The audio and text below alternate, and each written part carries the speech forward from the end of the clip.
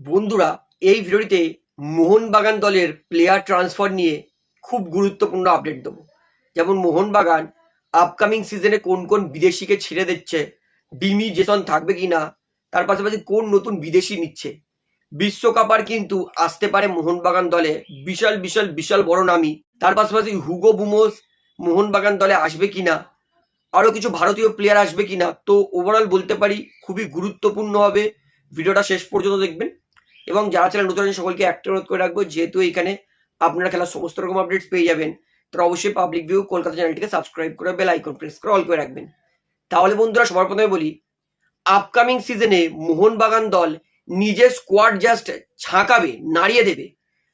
মোহনবাগান দল কিন্তু নিজের স্কোয়াড থেকে তিনটে গুরুত্বপূর্ণ বিদেশি আপাতত রিলিজ করতে চলেছে। তো মোহনবাগান সমর্থকদেরকে অনুরোধ করবো সামান্য ধৈর্য ধরে পুরো ভিডিওটা দেখুন, পুরো ডিটেলস নিয়ে এক্সপ্লেনটা করছি।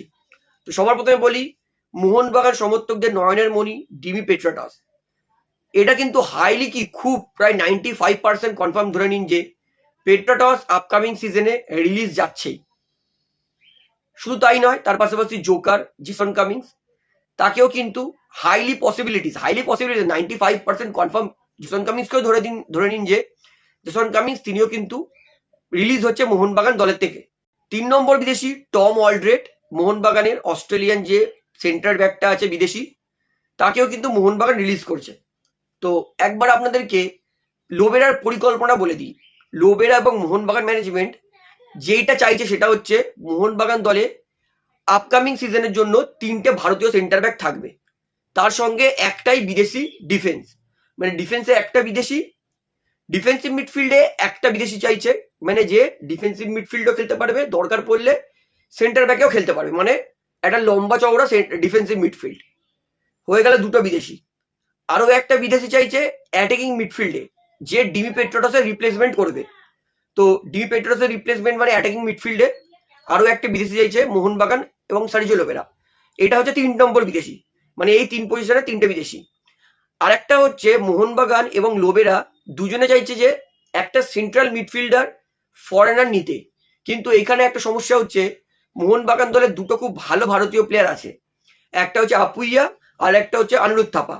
যদি আপুইয়া আনিরুদ্ধ থাপা মোহনবাগান দলে থাকে, আপুইয়া তো থাকবে কনফার্ম, যদি আনিরুদ্ধ থাপাও মোহনবাগান দলে এর পরের সিজনে থাকে, তাহলে কিন্তু সেক্ষেত্রে আমরা হয়তো সেন্ট্রাল মিডফিল্ডারে কোনো বিদেশি দেখতে পারবো না, সেই ক্ষেত্রে আমরা কিন্তু ফরওয়ার্ডে আরো একটা এক্সট্রা বিদেশি দেখতে পারবো। তো বলে রাখি, জেসন কামিংস তাকেও কিন্তু মোহনবাগান রিলিজ করতে চলেছে, এবং তার পরিবর্তে মোহনবাগান কিন্তু একটা বিদেশি স্ট্রাইকার নিয়ে আসবে, যেটা মোহনবাগান দলের পরিকল্পনা। তাহলে মোহনবাগানের হয়ে গেল 5টা বিদেশি, এবং লোবেরা চাইছে যে এমন একটা বিদেশি নিয়ে আসতে ফরওয়ার্ডে যে উইং কাট করে ঢুকবে। অনেকটা যদি এক্সাম্পল দিই, আমরা দেমবেলেকে দেখেছি যেমন সাইড কাট করে ঢুকে শট মারে বা ফরওয়ার্ডে সেট করে সোয়াপ করে যায়। তো এরকমই কিন্তু একটা বিদেশি উইঙ্গার কাম স্ট্রাইকার চাইছে মোহনবাগান। তো যদি এই পজিশনে ভালো কোনো প্লেয়ার না পায়, তাহলেই কিন্তু অপশান থাকবে এর পরের সিজনে, নয়তো কিন্তু অপশানকেও ছেড়ে দিতে পারে। অর্থাৎ এটা হচ্ছে মোহনবাগানের পরিকল্পনা, খুবই গুরুত্বপূর্ণ, পুরো ডিটেলস দিয়ে বলেছি যে কোন কোন পজিশনে কোন কোন বিদেশি আসবে কি আসবে না। অবশ্যই কিন্তু ভিডিওটা শেয়ার করে সবাইকে জানান যে মোহনবাগান দলে কিন্তু বিশাল রদবদল হবে। এইবারে আপনাদেরকে বলি, ডিমি পেট্রাটসকে তো মোহনবাগান ছাড়ছে, সার্জিও লোবেরা চাইছে নিজের পুরনো স্টুডেন্ট হুগো বুমোসকে মোহনবাগান দলে ফেরাতে। এবং আমরা সবাই দেখি যে হুগো আর মোহনবাগান ম্যানেজমেন্টের মধ্যে সম্পর্ক অতটাও ভালো নয়। মোহনবাগান ম্যানেজমেন্ট চাইছে না হুগো বুমোসকে নিয়ে আসতে, তার পরিবর্তে মোহনবাগান ম্যানেজমেন্ট একটা দারুণ দারুণ দারুণ অফার করেছে। সেটা হচ্ছে মোহনবাগান এত তাড়াতাড়ি তাড়াহুড়ো করবে না, মোহনবাগান ফুটবল ওয়ার্ল্ড কাপ 2026 তার উপর নজর রাখবে, স্কাউট করবে। ফুটবল বিশ্বকাপ 2026-এর মধ্যে থেকে যদি কোনো ভালো বিদেশি প্লেয়ার মানে 12-13 কোটির মধ্যে পাওয়া যায়, মানে ভাবুন, তাহলেই কিন্তু মোহনবাগান বিশ্বকাপ থেকে একটা ভালো অ্যাটাকিং মিডফিল্ডার নিয়ে আসবে। তো হুগো বুমোসকে খুব একটা তাড়াহুড়ো করছে না মোহনবাগান, বিশ্বকাপটা দেখবে, স্কাউট করবে ভালো কাউকে পেলে, তাহলেই কিন্তু বিশ্বকাপ থেকে, আরো একবার বলছি, বিশ্বকাপ আর কিন্তু সদ্য 2026 ফুটবল বিশ্বকাপ খেলা প্লেয়ার কিন্তু মোহনবাগান নিয়ে আসতে পারে অ্যাটাকিং মিডফিল্ডের পজিশনে, সব থেকে গুরুত্বপূর্ণ পজিশন মোহনবাগান দলের জন্য। তো অবশ্যই কিন্তু মোহনবাগান ফ্যান্সদেরকে এই ভালো খবরটা জানান যে অ্যাটাকিং মিডফিল্ডে ডিমির পরিবর্তে 2026 বিশ্বকাপ থেকে কোনো প্লেয়ার নিয়ে আসার পরিকল্পনা করছে মোহনবাগান। তো এই প্লেয়ারটা কি হবে সেটা 2026 বিশ্বকাপের পরেই আমরা জানতে পেরে যাব।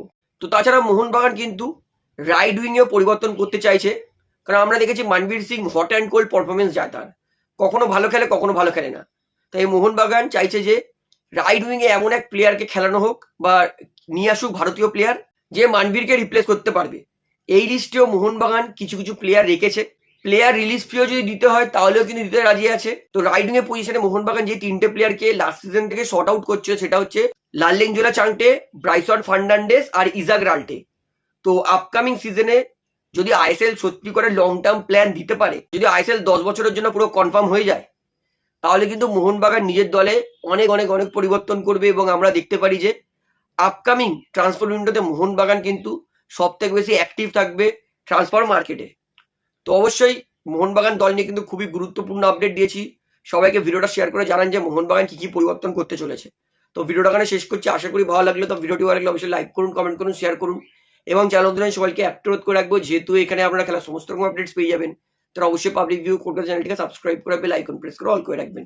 ধন্যবাদ।